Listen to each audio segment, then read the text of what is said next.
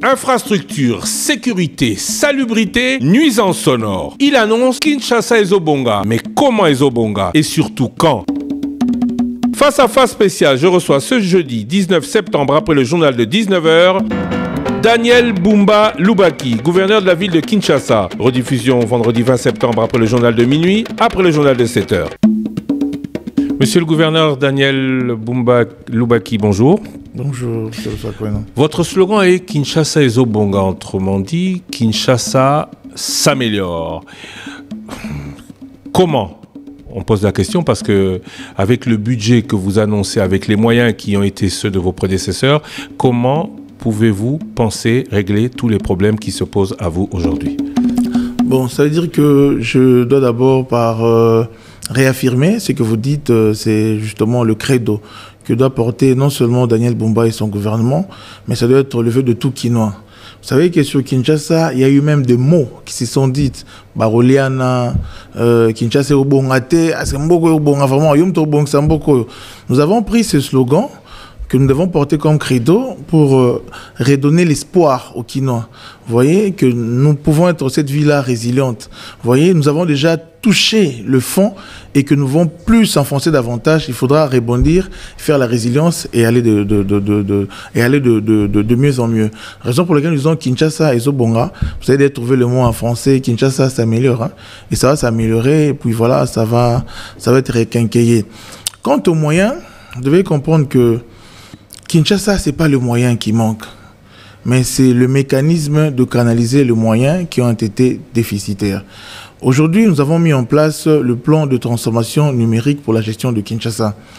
Et dans ces plans-là, il y a tout un chapitre qui est dédié à la mobilisation de recettes. Vous voyez, nous avons défini ces plans-là en plusieurs lots, où nous allons en partenariat public et privé, et il y a de endroits où même l'État va s'évertuer à s'y mettre. L'État, c'est-à-dire la ville, pour accompagner la montée des recettes. Et je tiens ici à préciser que Kinshasa va se développer, certes, il est vrai, parlons de moyens, ça ne sera pas que la mobilisation directe. Dans un premier temps, dans la première phase, c'est la dette et les PPP. Raison pour laquelle je profite pour dire aux Kinois qu'ils ne soient pas très estomaqués quand ils vont apprendre. Daniel Bumba a emprunté là-bas 500 millions, il a emprunté là-bas 200 millions, il a emprunté là-bas 10 millions et j'en passe.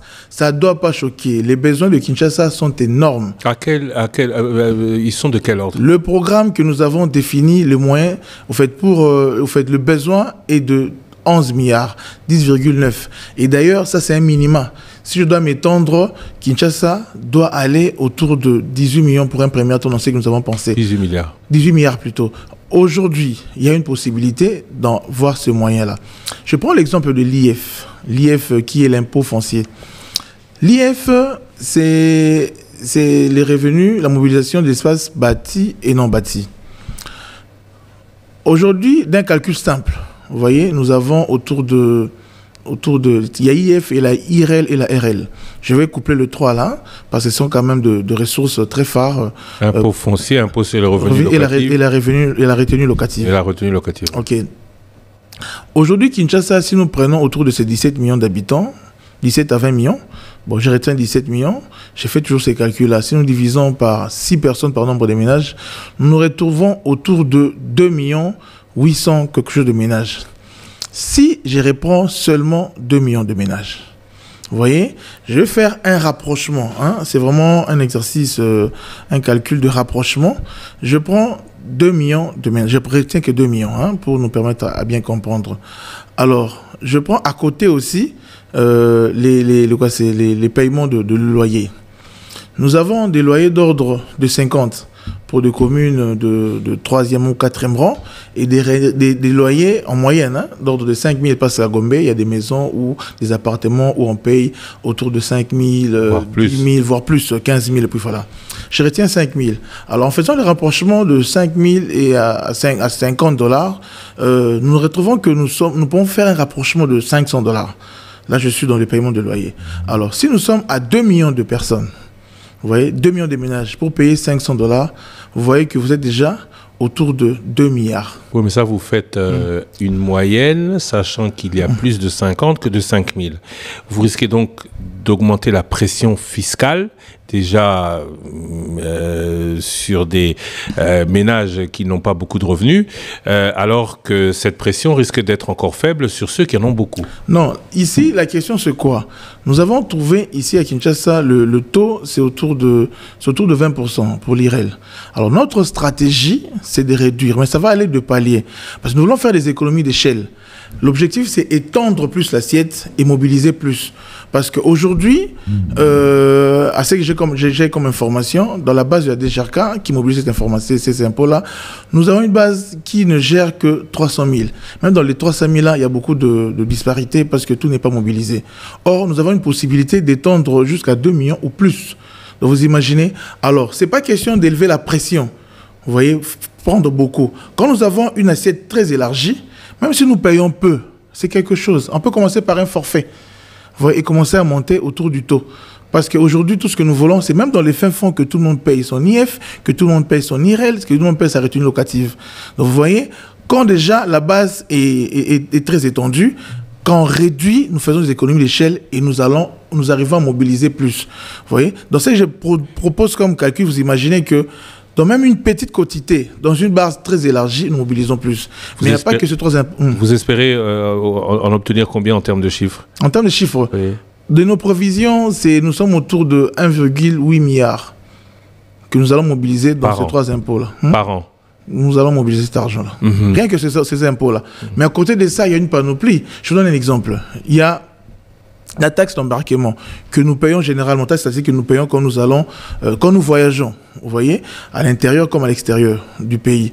Mais ici, quand les gens pénètrent Kinshasa aux voies d'entrée ici, le fleuve, la frontière naturelle, et puis voilà, les gens ne payent pas. Cette taxe d'embarquement, les gens ne payent pas. Or, si vous calculez même aujourd'hui, au niveau de nos ports, nous avons plus près de 80 ports dans le pool Malébo. Partant de vers la Gombe ici jusqu'à Maluku, c'est près de 80 ports. La mobilisation est insignifiante parce que c'est manuel.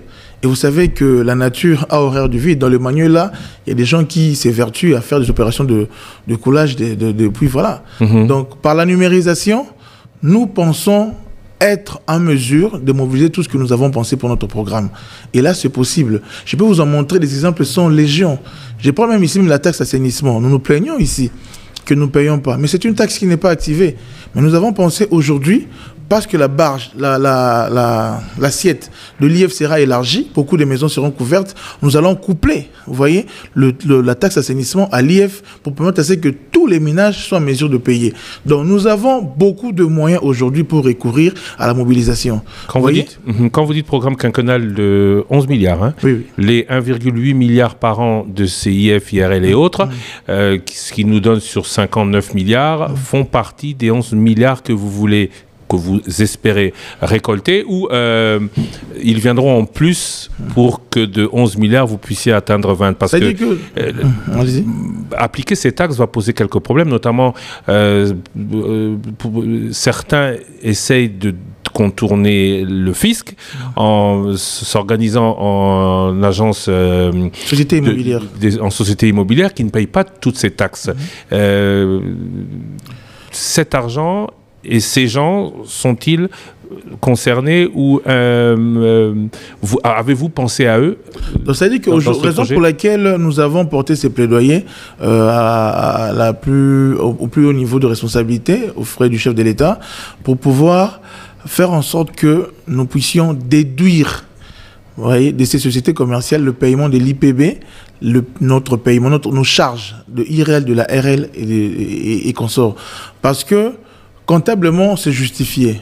S'ils veulent être société immobilière et payer que l'IPB n'est pas considéré un paiement double en termes d'un paiement supplémentaire de la RL et de l'IREL, et nous estimons qu'ils doivent considérer ça comme étant des charges déductibles. Nous avons parlé au chef de l'État qui a mis son directeur de cabinet là-dessus. Le plaidoyer aussi a été porté auprès de la Première ministre au chef du gouvernement, Madame Judith Toulouka.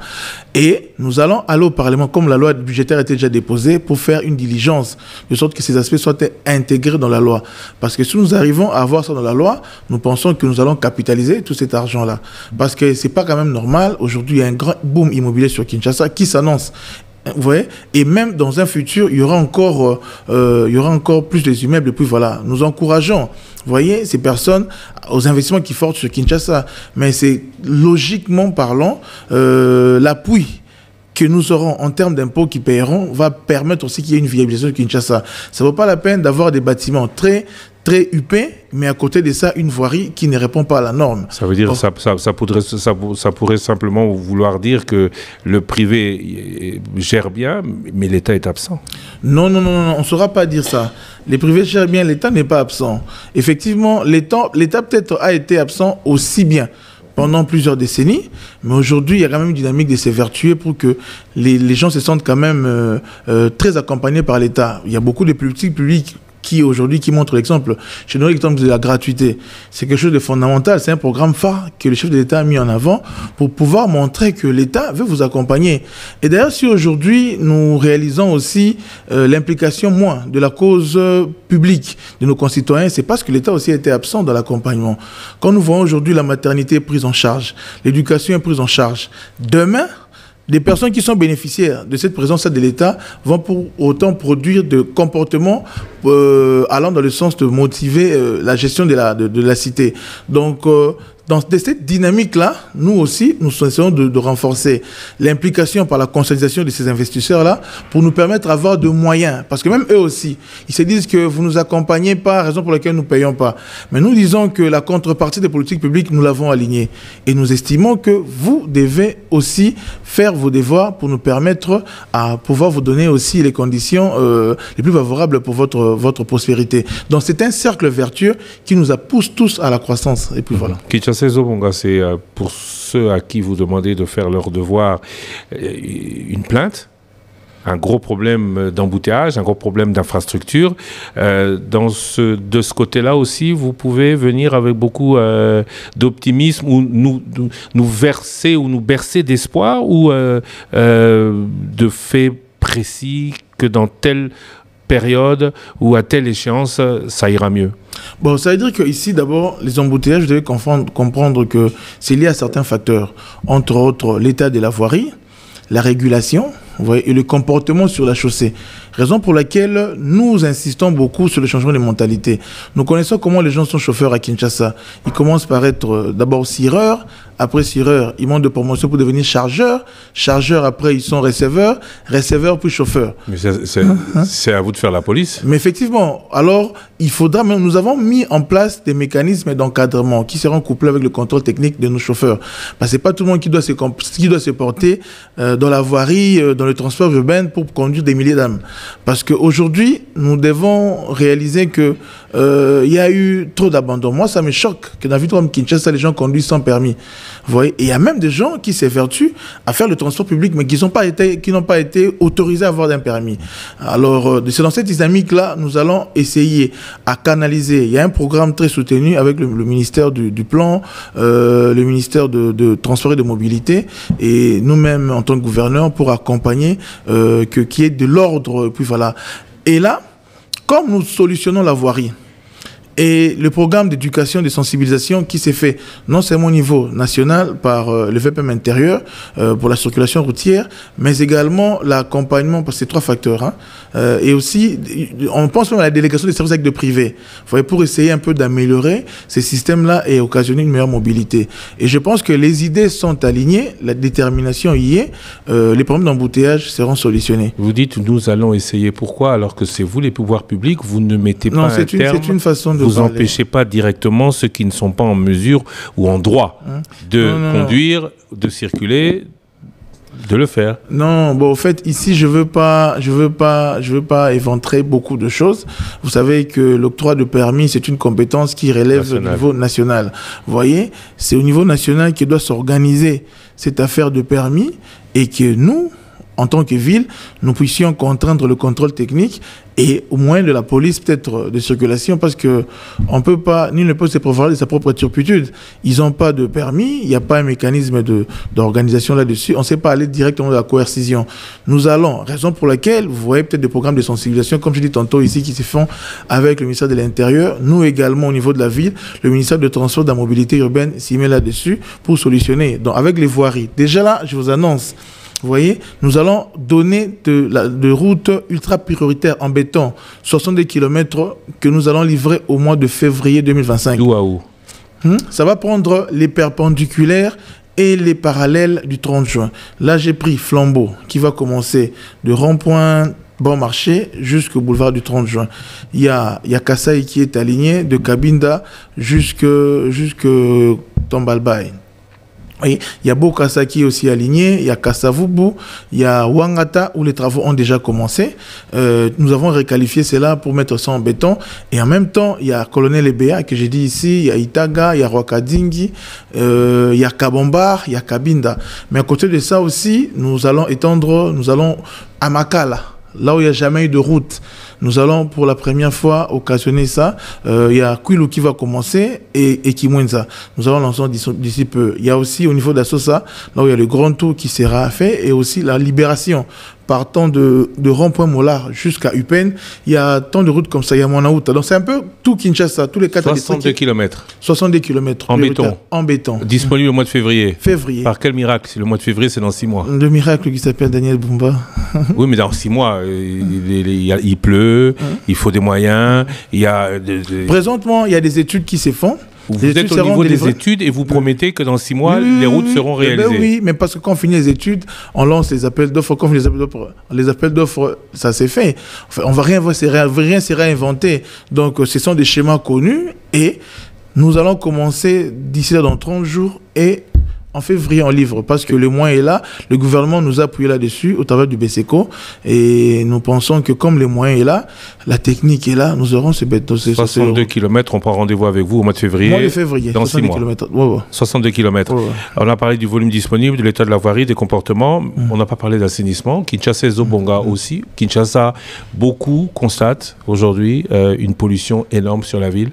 Beaucoup de maladies. Les pneumologues parlent d'ailleurs d'une insalubrité chronique. Est-ce que côté Wanapé, comme on dit en Lingala, est-ce que de ce côté-là aussi il va y avoir des améliorations? Quelle amélioration vous pouvez promettre? Au fait, parlant de l'assainissement, il y a eu beaucoup de déficits dans ce secteur. Vous devez comprendre qu'aux problèmes structurels, il faudra des solutions structurelles. Kinshasa, ce n'est pas les 2 mandats précédents de nos prédécesseurs comme gouverneurs, mais ça relève de 4 décennies où il n'y a pas eu une politique soutenue en termes d'environnement. Bon, en fait, je dirais pas environnement, en termes de salubrité sur Kinshasa ou d'assainissement. Moi, de mémoire, en tant qu'Équinois, qui j'ai grandi dans cette ville, je me souviens du programme PENA qui a commencé et après un moment, beaucoup était transformé en décharges pirates dans la ville.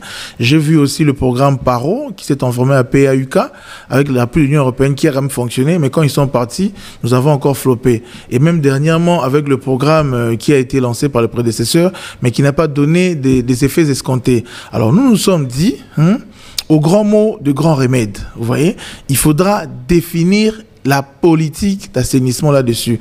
Et nous avons des appuis institutionnels pour avancer dans ce sens-là. D'ici peu, nous allons commencer avec le projet pilote. Mais dans l'entretemps, il faut souligner que nous avons aujourd'hui, en ces jours, autour de 3 500 000, disons ça, parce que dans les statistiques, nous étions à 3 420 000 tonnes, mais il faut considérer que Kinshasa produit journellement 12 000 tonnes. 360 000 tonnes par mois, donc vous 18 millions de tonnes, 18 millions de dollars ça coûte par mois, 1 demi-milliard par an, donc que vous n'avez pas, oui. Mais vous nous promettez que Kinshasa est Zobonga à côté. Voilà. Oui, parce que ici, il faudra aussi le dire, le ministre de Finances, suivant l'instruction du chef de l'État, d'ailleurs partant de son programme, qui veut que nous ayons des villes assainies. Madame la Première ministre s'était engagée dans la démarche. Il nous a reçus à plusieurs reprises. Nous avons travaillé sur la question. Le ministre de Finances, Excellence Doudou Famba, n'a pas traîné les pieds pour rétablir d'abord le financement, la subvention qui est octroyée à la ville qui était en cessation. Financement de combien ? C'est autour de 4 milliards de dollars. À l'époque, c'était autour de 2 500 000. Mais maintenant, là, ça fait 1,3 milliard. Nous considérons que c'est insignifiant parce que si nous apaisantissons dans les $51 la tonne comme l'avait fait des études avec l'entreprise turque Al-Barak, considérant le 12 000 tonnes, donc vous imaginez que, comme l'avait fait le calcul si bien, c'est 18 millions de besoins. Vous voyez? Mais nous avons dit ici tantôt, avec l'IF, nous allons coupler aussi la taxe d'assainissement. Pourquoi pas faire plus simple? Dans d'autres pays, vous avez comparé, je suppose, votre gestion avec les gestions des grandes capitales. C'est pas forcément les pouvoirs publics qui assainissent les villes. Pourquoi ne pas confier cela à ceux qui savent bien le faire, qui pourront le faire? Aujourd'hui, les déchets, c'est de l'or. Pourquoi vouloir tout faire tout seul au moment où des spécialistes peuvent le faire à votre place? Je suis content parce que vous les relevez et c'est ce qui est défini aujourd'hui dans la nouvelle politique que nous sommes en train de mettre en place. Qu'est-ce que nous nous sommes dit? Vous voyez? Nous avons à Kinshasa d'abord des problèmes, même au niveau des décharges. Nous n'avons pas trouvé les décharges. Vous voyez, nous avons travaillé dès notre prise de pouvoir, nous avons rapproché le gouvernement central au moyen du ministère des Affaires foncières. Madame la Minita s'était plongée sur la question qui nous a donné 2 sites. Un, c'est au niveau de Menkau, l'autre au niveau de Mitende. Et Madame la ministre de l'Environnement aussi nous a disposé un site de 18 hectares. Ouais, 40, 18 hectares. Et nous-mêmes aussi, nous avons transformé les 5 hectares qui étaient une carrière de sable en décharge. Parce que la question, c'était étendre plus les décharges pour faciliter aussi la logistique. Parce qu'il n'est pas quand même pensable qu'une personne quitte Mitendi pour venir jeter juste à Passa. Il y avait aussi une problématique du centre d'enfouissement de Passa, vous voyez, qui avait des problèmes judiciaires. Mais là, nous avons eu des autorités, nous avons discuté avec le gouvernement central et nous informons que d'ici là, nous allons en tout cas mettre dehors tous ces spoliaires-là pour que la décharge recommence ses activités. Le temps d'aménager la route qui est devant nous. Mais comme c'était un programme pris en charge par la Banque mondiale, et nous n'avons pas voulu frister le procédé Banque mondiale, mais nous sommes pour parler avec eux pour pouvoir mener cette opération. Donc viabiliser les accès et commencer à organiser la décharge. Mais pour l'instant, nous arrivons quand même à jeter. Nous avons une décharge vers Delvaux et nous avons aussi notre décharge dans une concession privée à Kingabois qui nous a été disposée par le sénateur Bamanissa. Ça nous permet quand même juste là de pallier à la cause, mais il nous faut les décharges. Nous nous sommes dit quoi? Des grandes entreprises qui vont prendre des ménages. Vous voyez, les déchets de Kinshasa, c'est les ménages, les entreprises, c'est les industries, c'est les commerces, qui vont prendre des ménages jusqu'aux décharges finales. Et dans l'entretemps, à l'intérieur, nous voulons que les PME s'y incrustent et les ONG. Et là, nous avons lancé une opération pour pouvoir créer ce défi en opportunité, vous voyez, d'affaires, et puis voilà. Et là, j'ai vu beaucoup des entrepreneurs et même des ONG qui se manifestent déjà. Nous nous sommes dit, avec l'assainissement, on va aussi créer l'emploi. C'est vrai que c'est complexe. Il n'y a pas que des grands travaux, il y a aussi des petits travaux, des balayages, petits curages, où nous voulons employer aussi nos jeunes gens pour essayer un peu d'atténuer le phénomène Kuluna. Parce que nous savons que dans ces phénomènes-là aussi, il y a la problématique de manque d'emploi. Alors, c'est un lot qui équivaut à un lot de 250 personnes. Où nous avons incorporé $50 comme casse-croûte mensuellement et $5 journellement qui nous amène pour 30 jours à $150 plus 50, c'est $200. Donc un lot de 250 personnes, ça fait $50 000. Qu'est-ce que nous sommes dit là? Un lot, quand vous prenez un lot, comme ONG, comme entreprise et même comme sponsor, vous pouvez peut-être vous organiser avec un certain encadrement de professionnels de salubrité, ça équivaut à $50 000 que vous déposez dans ce programme. Pourquoi nous avons fait ça? À l'époque, c'était trop de copinage et de clientélisme.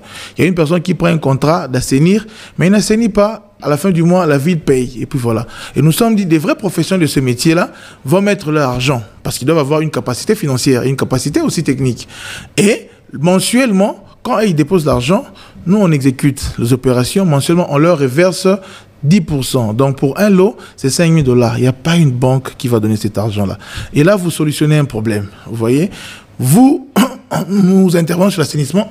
On contribue aussi à l'emploi de nos jeunes gens. Oui, mais tout cela, c'est peut-être un peu compliqué à mettre en place. C'est pas compliqué.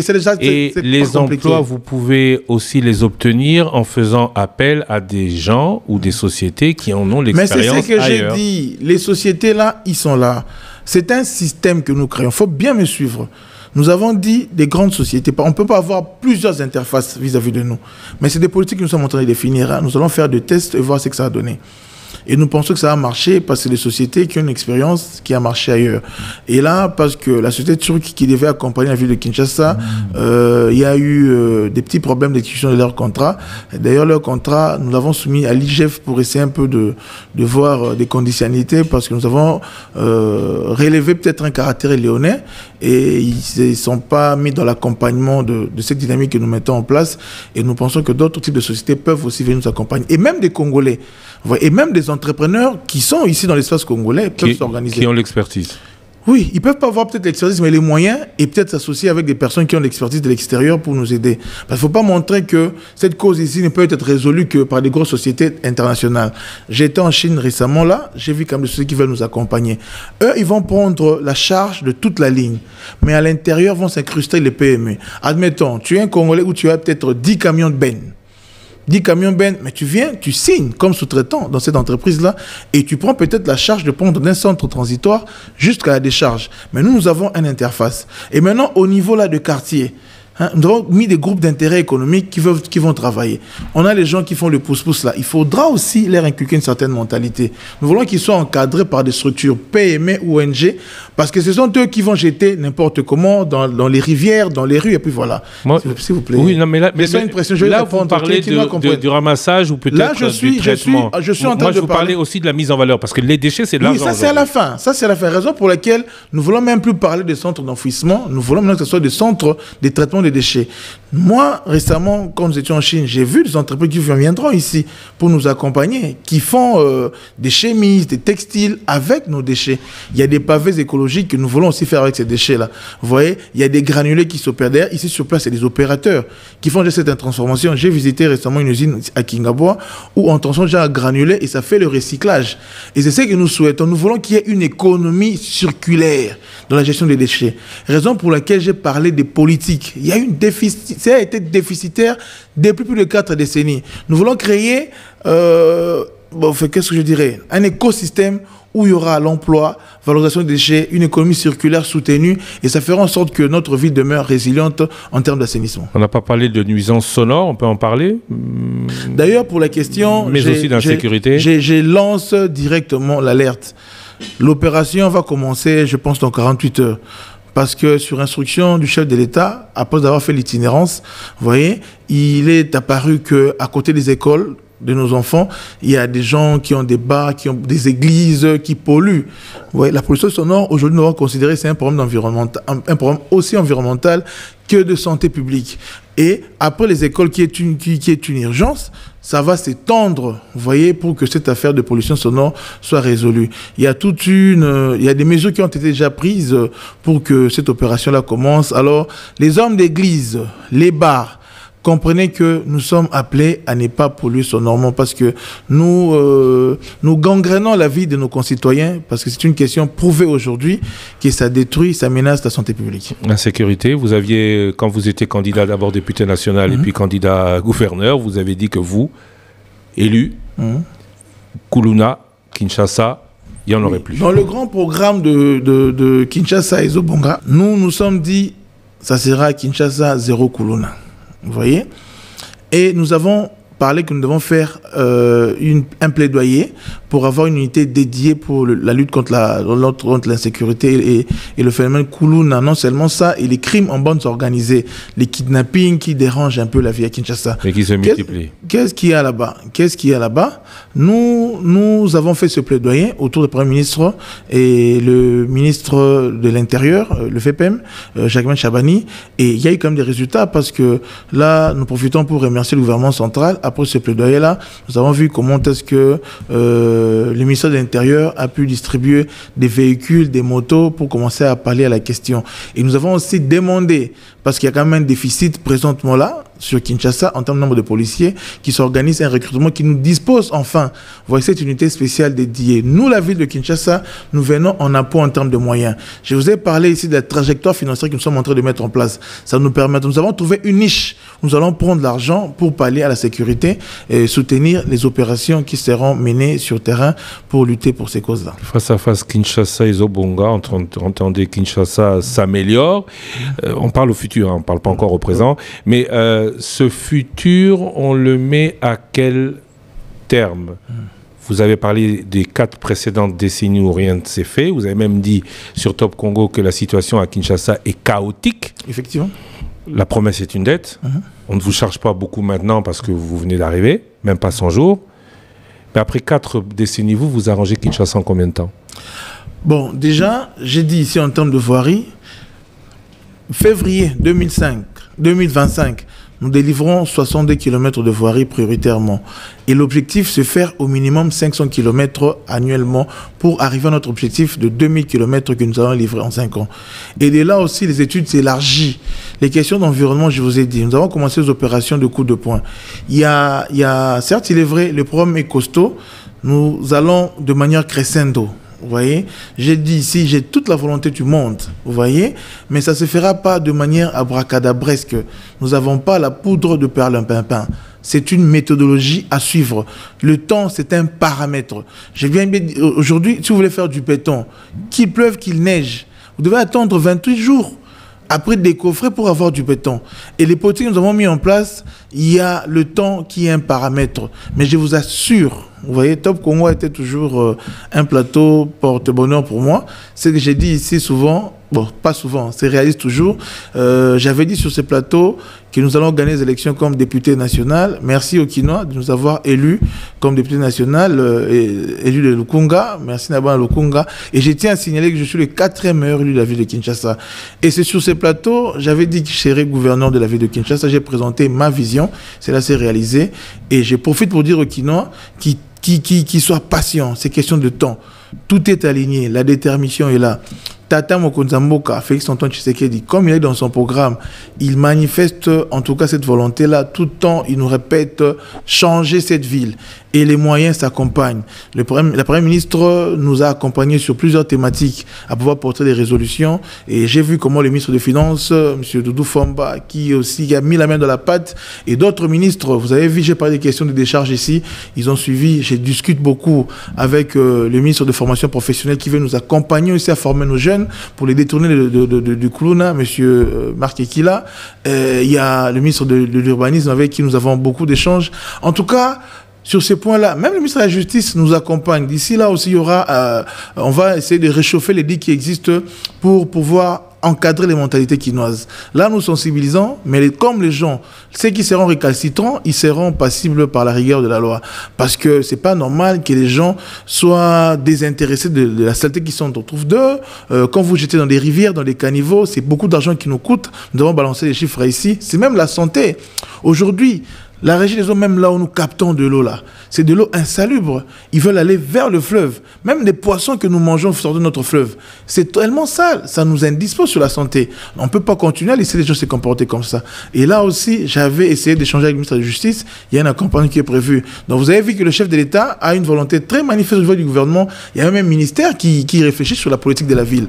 Donc de cet accompagnement-là, de la volonté que nous avons avec notre gouvernement provincial, et surtout de l'implication des Kinoises et Kinoises, que nous allons faire de ce rêve-là, de ce credo, une réalité qui est Kinshasa et Zobonga. Justement, parlons des Kinois, vous promettez de meilleures infrastructures, la sécurité, la salubrité, plus de nuisances sonores. Mais à ces Kinois, est-ce que Zobonga, est-ce que aussi leur vie s'améliorera au niveau de l'emploi, au niveau du développement, à quand Kinshasa de nouveau belle? Non, mais j'ai dit, ça ira crescendo.